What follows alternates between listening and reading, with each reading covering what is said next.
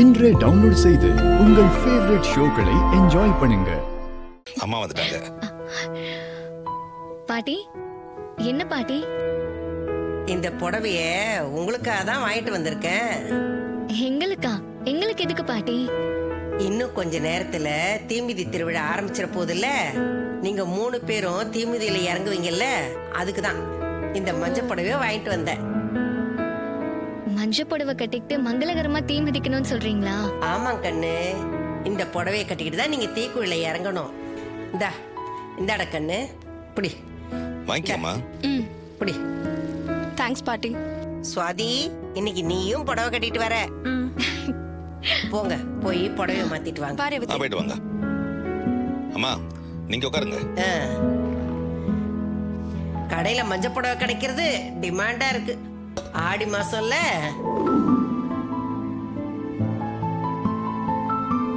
அம்மா அங்க பாருங்க, பாட்டி. உங்க பேத்திக்கு வந்துட்டாங்க. 3 பேரு இந்த மஞ்ச புடவையில அப்படியே மகாலட்சுமி மாதிரி இருக்கீங்க. அம்மா வணக்கம்மா.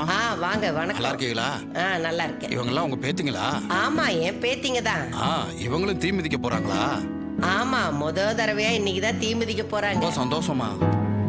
அம்மா, முத தடவைன்றதுனால நெருப்ப பார்த்து பயந்துட வேணாம்னு சொல்லுங்கம்மா. இந்த எல்லையம்மன் சக்தி வாய்ந்த அம்மன்.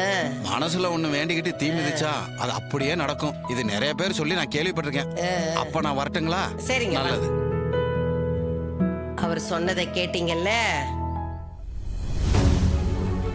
ரோகு, இப்ப நீ தீ மிதிச்சே ஆகணுமா? ஏங்க அப்படி கேக்குறீங்க? இல்ல வயித்துல குழந்தைய வச்சுட்டு நீ இந்த ரிஸ்க் எடுக்கணுமா? இப்போ நமக்கே 3 வருஷம் கழிச்சுதான் குழந்தை பாக்கியமே கிடைச்சிருக்கு. அதனால நம்ம ரொம்ப கேர்ஃபுல்லா இருக்கணும். குழந்தை பிறந்ததுக்கு அப்புறம் அடுத்த வருஷம் கூட நீ இதை செய்யலாம்ல. நீ இப்ப இதை செய்ய போறன்னு சொல்றது எனக்கு கொஞ்சம் பயமா இருக்கு ரோகு. நம்ம குழந்தைய நல்லபடியா பெத்தெடுக்கணும்னு தான் அம்மன் கிட்ட வேண்டிக்கிட்டு இதை செய்ய போறேன். அதோட நம்ம குழந்தைய எங்க அம்மா ஏத்துக்கணும், அதை தூக்கி கொஞ்சணுங்கிறது என்னோட ஆசை. அதை இந்த அம்மன் நிறைவேற்றணும்னு வேண்டிக்கிட்டு தான் தீ மிதிக்க போறேன். எனக்கு ஒன்னும் ஆகாதுங்க, நீங்க கவலைப்படாதீங்க. நீ என்னதான் சொன்னாலும் எனக்கு பயமா இருக்கு ரோகு. அம்மன் மேல பாரத்தை போட்டுட்டு செய்யறேன், எல்லாம் நல்லபடியா நடக்கும், நீங்க கவலைப்படாதீங்க.